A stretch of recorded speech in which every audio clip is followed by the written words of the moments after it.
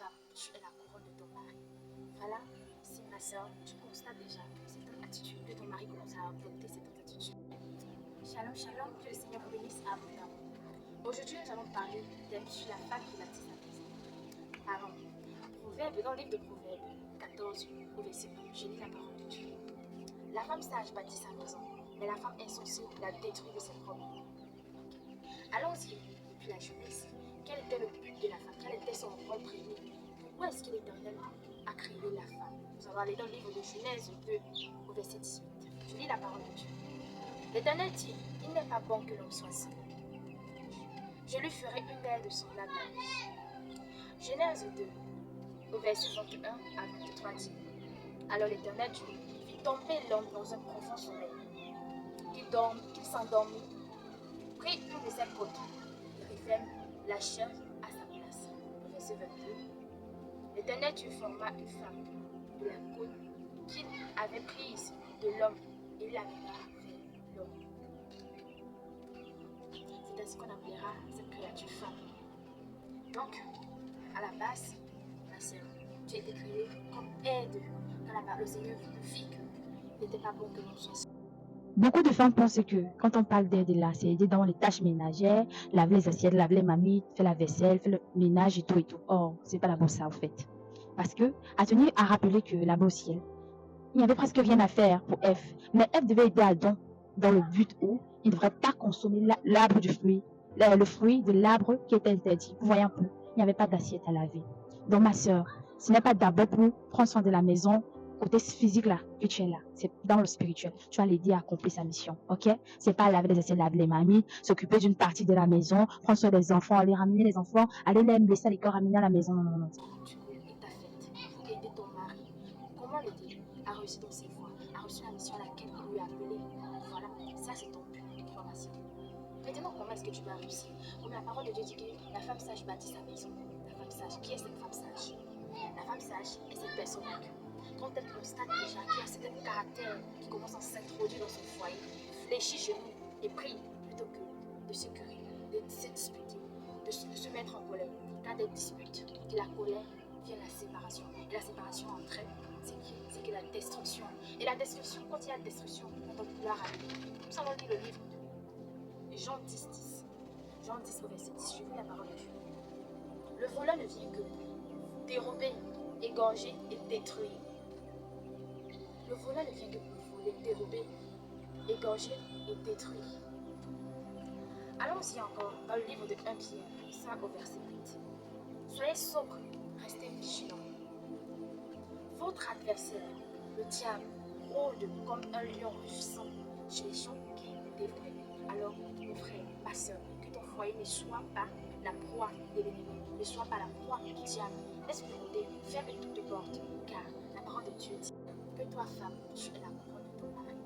Voilà, si ma soeur, tu constates déjà que cette attitude, que ton mari commence à adopter cette attitude, ou bien que tes enfants, ou bien que ces personnes qui se retrouvent chez toi commencent à adopter cette attitude, toi, et telle ces attitudes, c'est pas charnel. Car la parole de Dieu dit que les âmes avec lesquelles nous combattons ne sont pas charnelles, mais dans le spirituel. C'est ça qui détermine que tu es la couronne. Parce que lorsque les choses arrivent à se manifester charnellement pour te mettre en colère, que toi, femme, tu te mettes en colère, et que tu commences à mentir le jour que tu rencontres cette personne, c'est la même question, c'est que tu t'as mise sur cette voies, tu commences à mentir, que tu commences à avoir des regrets, tu commences à avoir des douleurs, à entrer dans la tristesse. Et quand il y a la tristesse, tu baisses ta vie de prière, commence à baisser, tu commences à te soucier de tout ce qui se passe dans ta maison. Or, la solution est devant toi. Fléchis et prie. Car quand une femme prie, l'Éternel les os. Vous vous souvenez, quand Sarah a demandé à Abraham de chasser sa servante qui avait fait l'enfant jadis avec lui quand elle était stérile. Et lui, Abraham, est allé vers Dieu et a dit que faire. Et le Seigneur lui a dit, écoute ta femme. Et évidemment, il a chassé cette dernière en fait. C'est pour dire que la femme joue un grand rôle pour aider son mari. Si ton mari est fou de nous, on te regardera toi. Par contre, si ton mari est respecté, on te regardera toi. Car comme un adage dit, derrière un grand homme se cache une grande femme. Alors sois la fierté de ton mari, toi femme.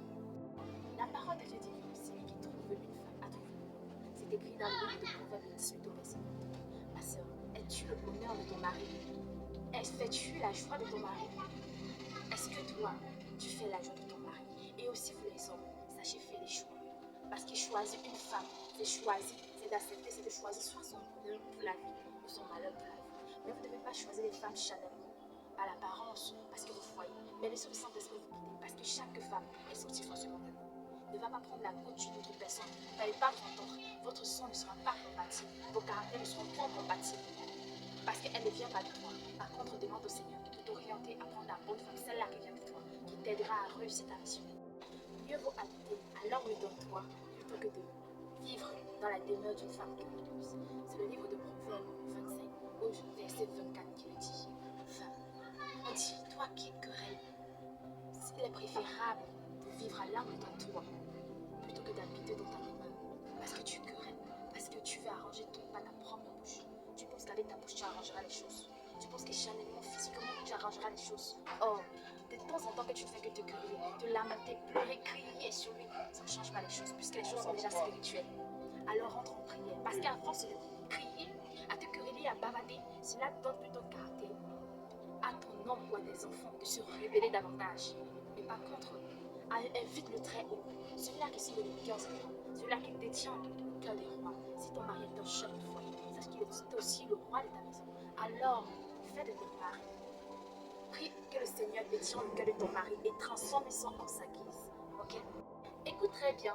Le livre de Proverbes 12 au verset 14 dit, je lis la parole de Dieu avec respect. Une femme vertueuse est la couronne de son mari.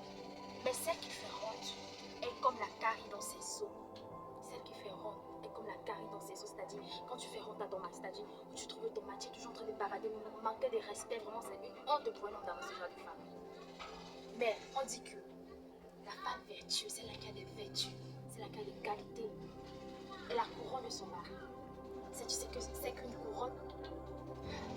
Le symbole d'une couronne, nous allons le décrire. La couronne symbolise le pouvoir, la souveraineté, la victoire, l'honneur et ainsi de richesse, de prestige et de noblesse. Alors c'est à toi de faire de ton mari un roi, car un roi est une personne respectée par ses sujets. Éphésiens 5, verset 22 le dit. Femmes, soyez soumises à vos maris. Femmes, soyez soumises à vos maris. La soumission implique le respect, l'obéissance et le soutien de son mari. Ok? Femme, sois soumise à ton mari. Prie quand les choses ne vont pas bien. Ne pense pas que, à force de parler, de bavader, de te lamenter, de t'attrister, cela arrangera les choses. Invite le roi de gloire à toucher le cœur de ton mari. Invite le Tout-Puissant, l'Éternel des armées, à lui-même transformer ton mari, à transformer ta maison. Sache que toi, tu peux manipuler ta maison de telle sorte que ta maison marche à ta guise. Tu le sais, tu as le pouvoir, intercession, rentre dans l'intimité avec le Saint-Esprit. Tout ce que tu demanderas, il faut effectivement que le Seigneur, lui, il te l'accordera. Pour ton mari, mais aide ton mari à réussir dans ses voies. Parce que quand tu as raté l'objectif, c'est ta première ressource. Ce n'est pas d'abord d'aller laver les assiettes des maris. Quand tu rateras l'objectif, l'Éternel te demandera, qu'as-tu fait? Qu'as-tu fait de mon serviteur? Et que vas-tu répondre? J'attends ta réponse. Shalom, shalom. Soyez toutes bénies au nom de Jésus-Christ. Shalom.